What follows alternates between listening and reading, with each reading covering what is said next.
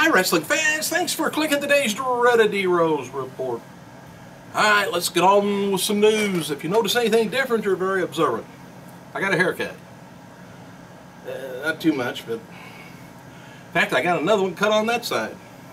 And for what it's worth, it's said that whatever plans for WWE in the works for 2013, WrestleMania 29, were changed over the past week. Apparently major changes went down, and the only match that wasn't touched, though, Brock taking on Triple H. This doesn't necessarily mean, for example, that Rock versus Cena isn't going to be taking place, but I guess there's going to be twists and turns and stipulations that's going to be thrown in. So, make it interesting, huh? And on a related note, there's at least talk between Sheamus going down with at least 2 clean losses against Big Show, setting him up to win the Royal Rumble for the 2nd year in a row. Maybe he'll go on a winning streak like Undertaker. Anyway, noted before, old Randy Orton versus Sheamus for the World Heavyweight titles been planned for WrestleMania 29. So somewhere, somebody's going to be doing a heel turn. Following matches taped for tonight's episode of Impact Wrestling is Jeff Hardy taking on Austin Aries and Kurt Angle taking on Devon for the TV title. Mickie James taking on Tara, and Matt Morgan and Joey Ryan taking on Rob Van Dam and Kenny King. And according to the Wrestling Observer, they're just about in everybody's business like TMZ, except in the wrestling. TNA's 2012 Final Resolution pay-per-view looks like it's done maybe around 11,000 buys. That's about the same as Turning Point that went on in November. They never let that known, for a fact how many buys they usually do. So that's a little inside info they got a hold of. They're not a public company, so they don't have to tell. Or stock market, I mean. They're just private owned. Anyway, noted before, old Tommy Dreamer, he suffered some swelling with his angle with Rollins, Ambrose, and Reigns on Monday's Raw. Anyway, Dreamer had to go to the emergency room on Tuesday due to complications, and he posted a photo. If you look hard enough online, you'll see it. His eye is like all sweat. He looks terrible. He says he's pissed. And as of last word, there's nothing on the table for Chris Jericho to return to WWE, but both sides are continuing to negotiate, which means maybe. Jericho's been in talks with wanting to do a return for WrestleMania 29 storyline, but you got to get in there early for that to get the storyline going. And it appears that Big E Langston and WWE is not, it wasn't planned any more than just 10 days ago when he was pushed as top. He was pushed as top babyface in NXT tapings that went on December 6th, where he defeated Seth Rollins for NXT title. But anyway, since he debuted with the Shield, they're going to have to do some changing over there. But the way NXT is taped, Langston's win won't air for several weeks, but NXT officials are featuring a graphic of him, debuting this week on Raw. But Ric Flair, he said to be happier than ever at Monday's Raw in Philadelphia. He said the younger star gathered around the monitors to watch the segment with him and Punk and Heyman.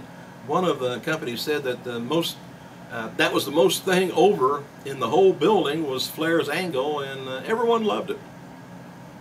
It's said that there's definitely wrestlers backstage that's concerned over their spots in WWE, since the officials have been introducing a lot of NXT characters such as Rollins, Ambrose, Reigns, Big E, and Maddox. Brian Alvarez speculates that we may not see any roster cuts until spring because they're using up the newer guys. And the older guys, man, they're on the injured list. Oh, happy birthday to the former WWE performer Armando Estrada, our wonderful manager for a while at ECW, 34 years old. XPW co-founder Lizzie Borden, 35. Thought she was older than that. WWE is currently in negotiations with one investment company about partnering up with WWE Word is that people, are kind of stunned at this to find out that the current programming division is going to be partnering up with somebody else because it was reportedly changed greatly. But WWE rarely takes on partners in business ventures because Vince doesn't like answering to anyone and has a joke about how they won't play well with others. But yeah, that is kind of, he must be wanting to use somebody else's money and not the shareholders' monies. That's a boy. And in negotiations, WWE is pushing the network would have extremely low programming costs because compared to other networks, since the bulk of the programming would be old wrestling tape libraries that they already own and don't have to buy any licensing fees. So they're off and running with that old stuff, but then they're putting a lot of new stuff on there too. Not new wrestling, but I mean, well, they have some new wrestling too, but I mean reality crap. So the cost and maintenance of it be minimal compared to like the Oprah channel. Well, I think she has a lot of reruns too, come to think of it. Most of the WWE talent are heading home today for Christmas holidays. Post-holiday tour will pick up next week with shows in Detroit and Chicago. Vicky Guerrero tweeted about how she's burnt out. I don't know how. She says, ready for some time off, burnout, lack of sleep. So grateful for time and energized. Blessed, she says. Anyway, the word recently given to top promoter promoting the Fandango character in WWE TV. No word yet whether the character's been dropped or what. The word also sent out down that to no longer open Raw with pyro. No more pyro. I guess they're doing some cost cutting.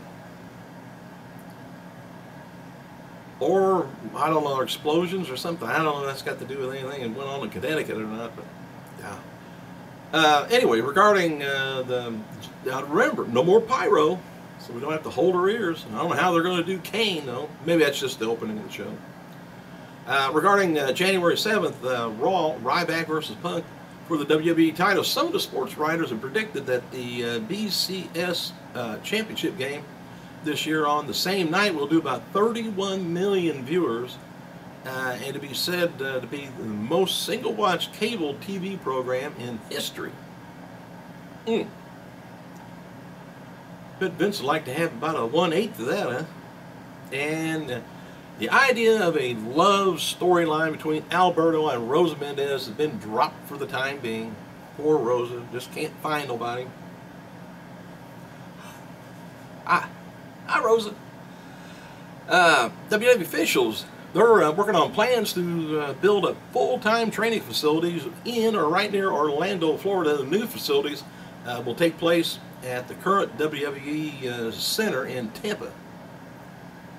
So they're getting in for the long haul, And as seen on Monday's Raw, Flair made his return to WWE. Anyway, his return was something that had been scheduled for a few weeks, I guess, but the role would be changed several times. Vince McMahon himself reportedly opened lines of communication with Flair about a month ago. They even discussed doing a one angle that would have introduced his daughter, NXT diva Charlotte. And there's nothing official in the books regarding Flair, but it's believed that he's going to be back doing a short TV angle with Punk.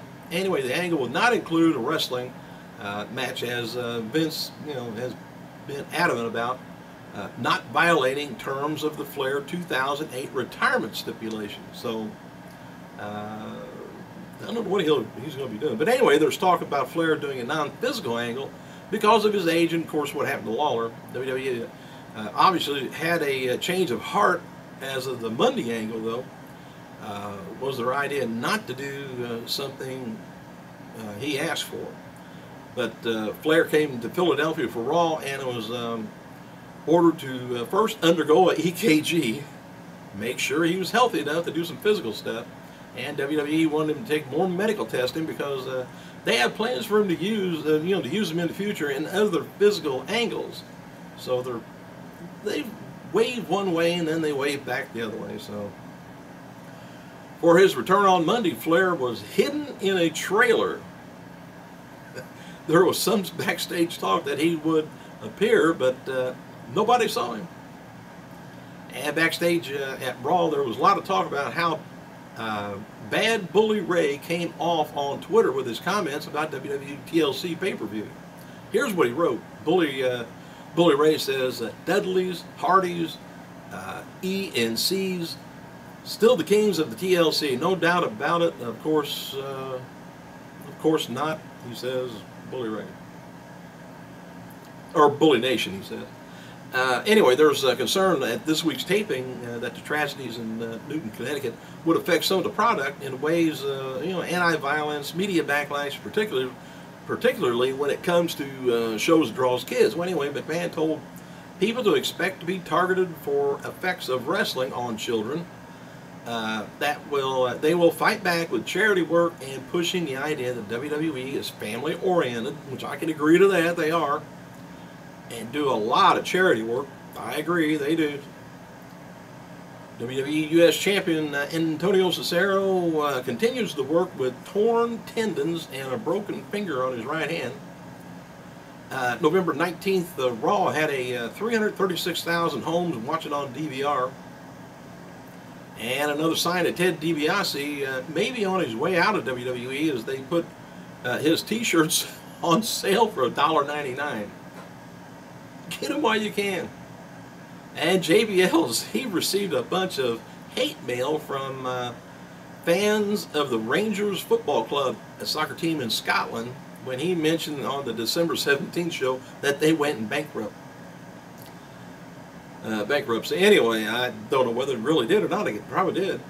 Latest word on Christian, by the way, he's going to be back early, mid-January, somewhere like that.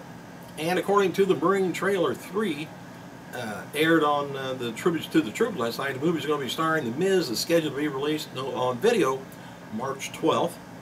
December 5th episode of Main Event, Kofi Kingston and Antonio did a 0.7 with about 1.8 million viewers, which is holding about what it always does. And the December 12th show at Main Event, beginning earlier at 6:30 p.m., featured Ryback and Del Rio, did a 0.4 rating, about 600,000 viewers. A lot of people missed it, I guess. December 15th, the Raw Super Show, Wilkes-Barre, Pennsylvania, drew about 4,500 fans, $200,000 gate. And as noted before, December 17th, Raw with the Slammies did a 2.87 rating with about 4.22 million viewers. 2011 Slammies did almost identical, same numbers with a 2.84 and a 4.11 million viewers. 2011, those numbers were considered really bad, but this year they're considered kind of good. I don't understand.